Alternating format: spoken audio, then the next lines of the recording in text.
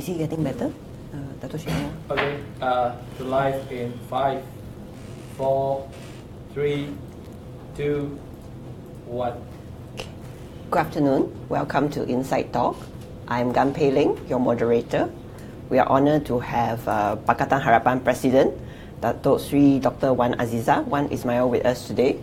She wears many hats. She is also the parliamentary leader for the opposition. She is also PKR President and MP for Pematang Pau and Kajang Assemblyman. Before she was a politician, she was an accomplished doctor and a patron of MAGNA, the National Cancer Council. Recently, she has been appointed as Pakatan Harapan's Deputy Prime Minister candidate. Congratulations. Thank you. How are you feeling today, Kak Wan? I'm fine, alhamdulillah. Good, yeah. So, if Pakatan Harapan wins the 14th general election, what do you hope to achieve as the Deputy Prime Minister? Well, first things first, we have had a plan mapped out that should we win, that we have priority things to do. First of all, to get justice for Anwar. It's not just because, of course it's personal as well, but justice for Anwar means justice for the country, justice how the system works, so that if a person like Anwar Ibrahim had gone through such an ordeal, that the justice system, by reforming it, we can get justice, and therefore it shows justice for the country. Okay. So, not only that, of course, we have problems and other spheres like the financial stability, how the people are faring in Malaysia at the moment, with all the financial woes that we see in our country. We talk about how to improve, stabilize, and therefore do a workable and viable plan out, because once we win, it's not just a magic wand. You do not get that, but you have to plan out properly. You have to have it a doable, a viable, and the things that you can then achievable reforms that we always talk about and we always harp about. okay. So, people have been quite curious about having Dr. Mahathir as the Prime Minister candidate. That has been the talk of the town. How do you personally feel about having Dr. Mahathir as your work colleague now as the Prime Minister candidate? It's not easy, having gone through whatever we went through since 1998. And it's sometimes it's a painful decision to take, but it's not personal. It has to be country above self, and it's not just what we feel, what we want, but also what we want the country to improve and move on. Of course, I also feel for the people who had gone through the reform years, and how they feel towards this choice. But looking forward, this is what we want for our country. We look forward. What we felt, what we went through, make us stronger, make us more experienced, and therefore we are there should there be another, a sort of crisis. And I think Dr. Mahathir, Tun Mahathir, has come to terms that we need change. And now probably he's feeling of what we went through all those years. So, during the Pakatan Convention, Dr. Mahathir gave a quite touching speech. How does it? I mean, you and Tun Dr. Siti Hasma were photographed seen in tears. I mean, it's personal, but are you comfortable sharing with us what happened? Of course. I mean, most of my life has been quite public anyway. I think Tun Siti Hasma was touched by the support that she has seen amongst the people who were actually, against what we call the Mahathir years. But now we are giving him support, and those in the government and those who are in the mainstream are the ones maligning him. And therefore I think she was touched by that show of support, and that brought tears to her. Also, I feel as a wife, I know that it's not an easy task for a man of that age, and probably she also felt that they have to go through it again, and it's not as easy as when you are in power as when you are in opposition. Okay, so you mentioned in the beginning that Dato Sri Anwar's struggle is personal, but it's also political, and it's part of the country's national struggle for justice. At the same time, when the party made the decision to endorse Dr. Mahathir, it's a decision to put personal feelings, to put the country above personal feelings. And we have seen PKR Selangor coming out in the open and said we find it very difficult to accept this decision. As a president, how are you dealing with this internal disagreement? We celebrate differences, of course. It's a democratic system. We listen and we hear them, and it's a phase. And now they've come to terms and they have accepted that Tun is the designate for Prime Minister. So, of course, they voiced out some of the concerns that we have, and I think it should then be as a heed, so that the way forward has to be with the agenda for reform. It's not just, okay, we change and therefore, that's it. No, it has to come with the agenda that we go forward, and even with the change of leaders, that is what we want to do. Institutional reforms for the betterment of our society, the betterment of our country, for the nation to move forward. Okay. And moving from the party,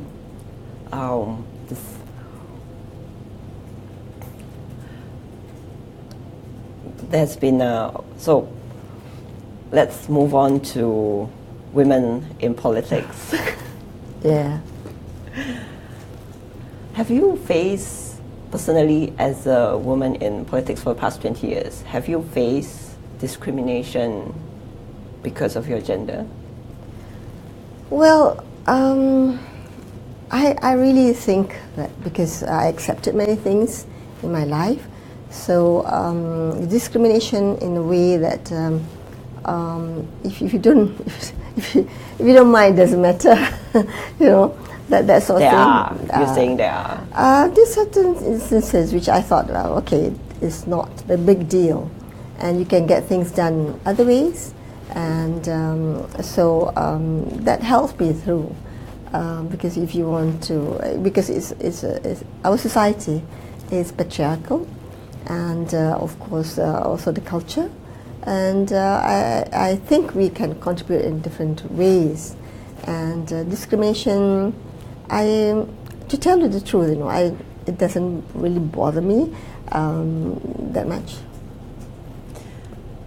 So Pakatan Harapan has, the Wanita wing has said that there should be a strong women lineup leading into the 14th general election.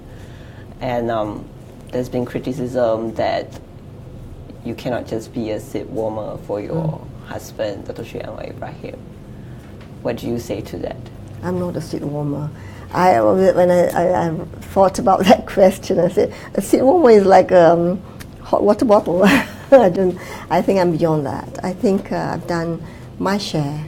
I think I've done something to have the gender a biasness, to be against that, and to promote, at least, even though I'm seen or considered to be accidental politician and all that, but as Malaysian, I think I've contributed as Malaysian woman in many fields, and not only because I was a medical student, a woman medical student, a doctor, and then a mother and a grandmother. Those are also contributions. But in the political scene, I've come to this level that I never thought I would be the opposition leader even. That is a first. Well, is that the first? Because leader of a political party, it's not the first, I think the second. I can't remember the first one. The second female. Second female, yeah. President. But the first opposition leader. So it gives at least some strength to what we want to have, women participation. Then we have to empower the women. We have to have the education system. We have to give them chances, opportunities in life, and then help them where it is something like also affirmative action that you have to take, not only for the underprivileged,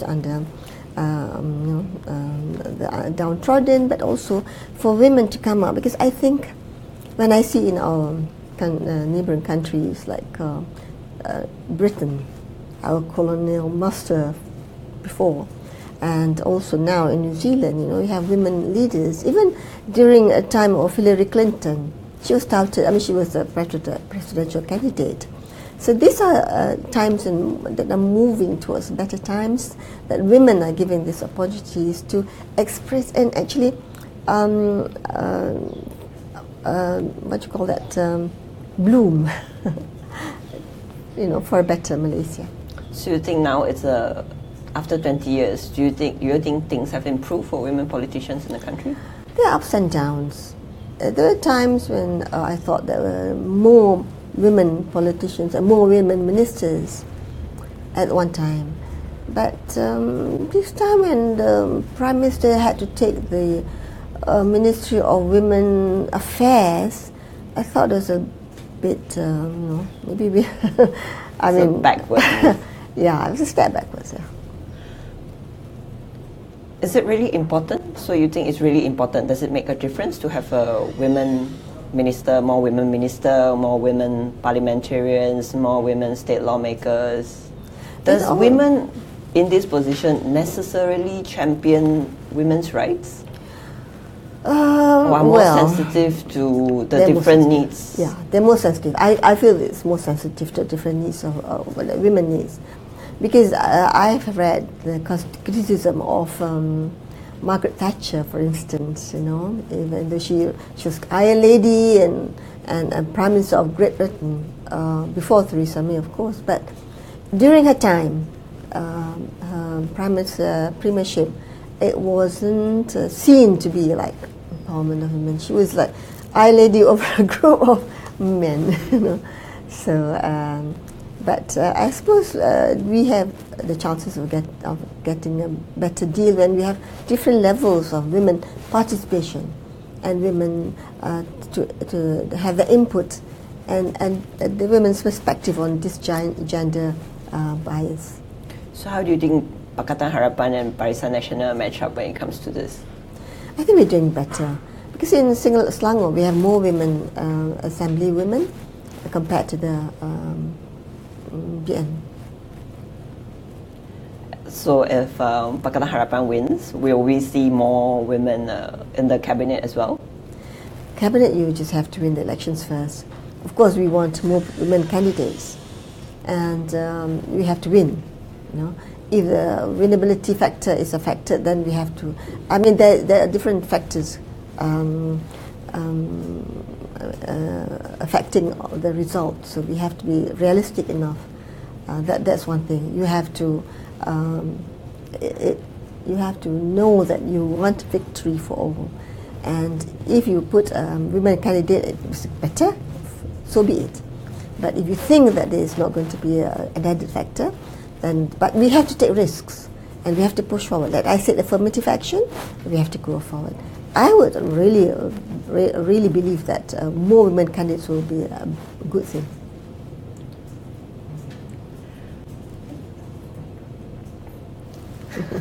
No more questions. End Yes, of there session. certainly are. No. So, how do you think you match up with Mahathir as a pair?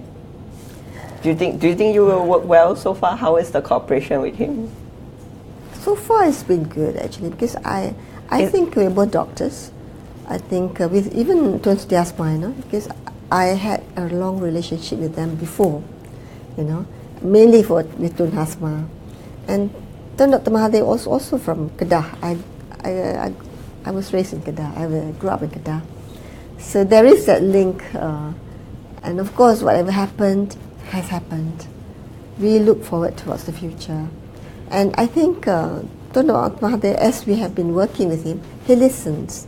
He may be a bit difficult, but he listens. I'm being honest, okay? But we have to work things out for the future of the country. We have to. It's our future. The future of the next generation is the future of the nation. How confident are you with Pakatan Harapan's chances in the 14th generation? Of course, I always have this, that if it is a free and fair election, it's a bit of unfair election. All right, but I think we've come so far. With all the differences, with all the difficulties that we have overcome, I have great confidence that we can make it, inshallah. Of course, we are looking at seeing many changes, like early voters now at the Bomba, and even now Rela probably, and all the things that are not right in our electoral roll. We have to correct that. We have to go against that. We have to fight for the basic right of each and everyone, a Malaysian, to vote, the right to vote. And once we have that, we have foreign observers, we have to clean up the electoral roll, and things like that. But of course, it's an ongoing process. But we have the hope. This is why Pakatan Harapan was formed with the word harapan, the hope. That's what we want to do. So you are very confident that you will do better than the current Deputy Prime Minister? Inshallah. There are talks that... They're not in Pekan though.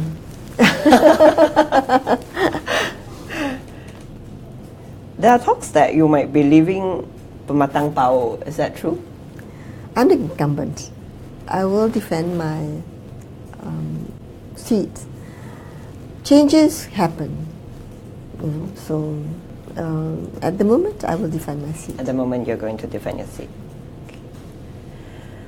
And so, with this, going back just now to the people's perception that you are a wife, which is the dominant image of you. Not dominant wife. Yeah.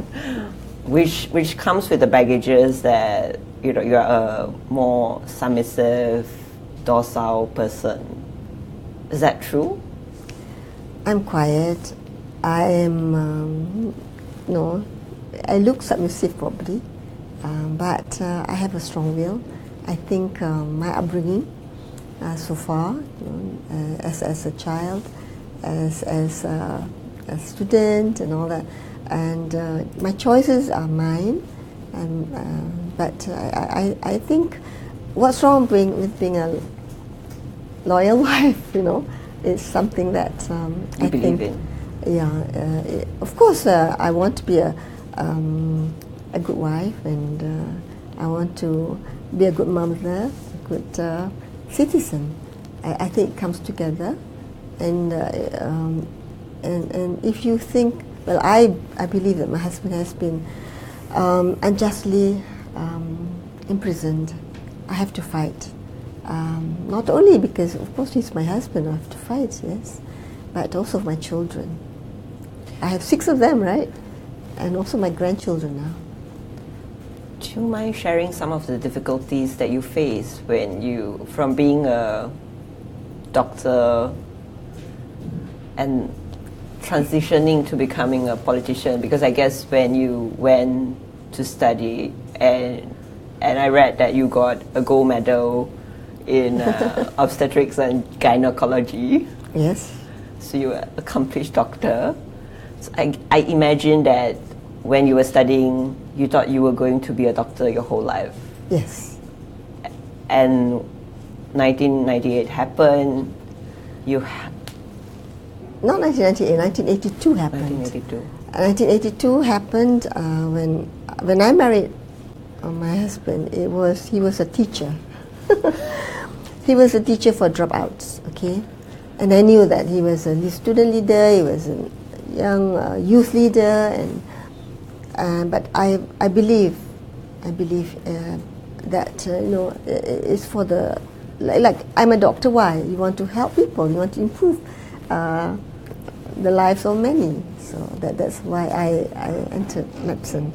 And when I married, I know, okay, he was a teacher, he was a guy for dropout, trying to get dropouts into the education system and give them a chance in life, Then 82 happened. He joined Dr. Tonotamade at that time. And that was a shock, of course, but I can see his point. I can see that in politics you can contribute more, and that was what he felt he can do. And then 98 happened. My life has been full of shocks, okay, a few shocks that I have had in my life. But then, I was chosen to lead the reform movement, and people accept me.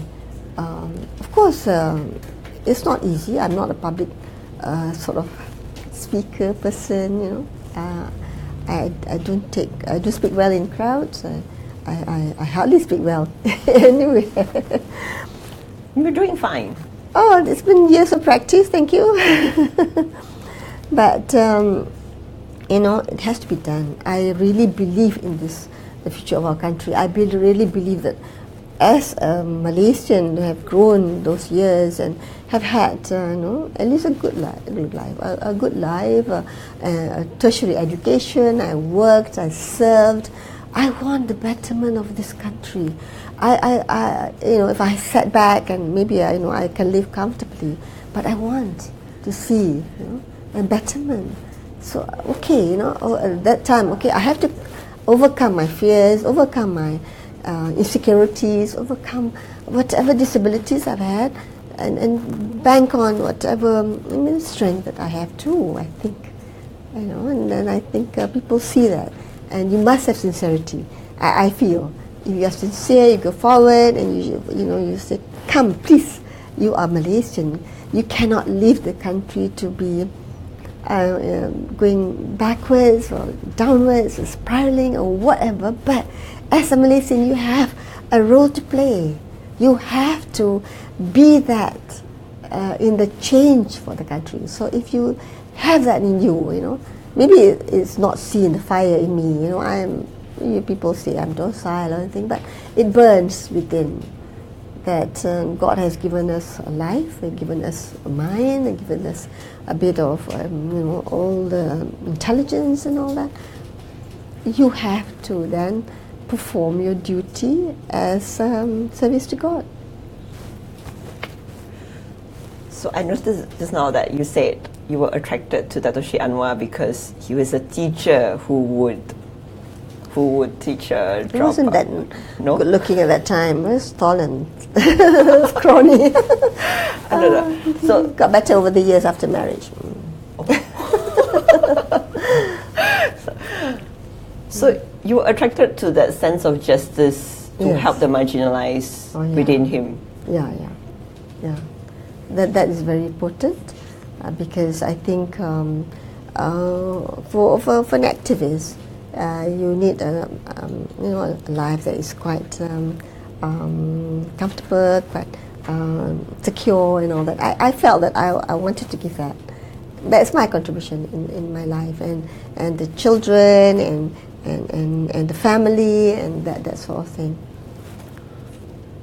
And you mentioned in 1999, you made the decision to become the president, to lead the party. Well, I was sort of given the trust of leading the reform movement, and the party actually developed later. At first it was the Adil movement. It was a movement with all the NGOs and all that. But then we're going to face elections at that time. So it had to be transformed into a party. At that time, they thought that my faith was the faith of reform. And therefore they said, okay, it's a big responsibility. But my husband is in jail. My children, I look at them at night when they're asleep, you know. As I said before, you know, there's this fire within me. You have to do. And you have to take the responsibility. If that is what is accepted, what is seen to be the right thing to do, I will accept it. Of course, it comes a very heavy responsibility on my shoulders. I used to cry sometimes, but not publicly, usually. But it is not easy. But the greater good is the one that pushed me along. That you know, and then people accept me with all my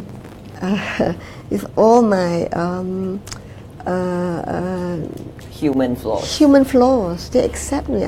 I felt so honored. I felt so touched. I felt God gave me this position. I thought, you know, I'm quite a religious person. Okay, so I thought, okay, we go ahead with Allah's help. You know, anything is possible. I felt that. That is the strength. Of course, it has ups and downs, and you know, 1999 these elections, people don't really receive you, don't accept you. So that was one of the lowest point for you. The lowest point is actually I felt elated after Anwar was released. The lowest point was when he was prisoned again, 20th of February. A date you will always remember. Yeah, I felt, oh my goodness, this is a deja vu. Whatever is going to happen again. I thought that was the end of 2004 when he was released. So. Do you feel bitterness? No. Towards Barisan Nasional or the government? No. I feel that you know, I take the story of Joseph in the Bible and Nabi Yusuf, the Prophet Yusuf in the Quran, that he was in prison for something he didn't do, right? So there are similarities. And then when he was in a position of power, his brothers came to seek help. He didn't, you know, he was in a position of power. He didn't wreak revenge or that sort of thing. But of course, there's some twists and turns. But he helped them, and it is something that's so noble that bitterness usually consumes you, and it doesn't really help. Really. So of course there are things that you say, oh my goodness, but you have to overcome that. That will be the greater good that I think a human being is, you know, is elevated if you do that. So can you share, after 20 years in politics, what are some of the key lessons that you have learned about people? Key lessons, because people always have the perception that politics is dirty. No. You can make it clean. All right. Of course, there are tests in your life, okay, and you are in a position of power. You can always abuse it. So that you have to have checks and balances, and people to advise you, to keep you in check, to actually be there and help you. Because I don't think the human is born to be alone. You have to have a team to win, a team to help you keep in on the track, and this is important. And the lessons that I learned is that, of course, you have to persevere. You have to be true to your goals and true to your ideals. Hold on to them. It may be not easy, because sometimes you can bend and you expedite or you cut corners. No, you try your level best. of course, certain things you have to be practical, pragmatic about it. But ideals you have to hold nilai, the things that you hold dear to you, justice, truth, equitability, human dignity, family. This values that's so important. Can you share how do you put it into practice? Sabar, I mean a lot of patience, okay, a lot of especially when it comes to dealing with party politics or within the coalition. You have to have a bit of wisdom, and always be humble. Because I always remember what Anwar says about T.S. Eliot. The only wisdom we wish to acquire is the wisdom of humility. Humility is endless. I may get it wrong. We have gotten it a bit wrong, but I think that's it. The only wisdom we hope to acquire is humility. Humility is endless. Yeah. Is it the end yet? No? It's until 4, but do we want to continue? Do you want to continue? I think it's been a long time, the internet is... Okay. So that's all for today. Thank you very much for sharing a lot of your personal insights, especially insights in politics. That's all for today. Thank you for watching us. See you next time. So we just have to, they have to run the credits, so we just pretend that we continue.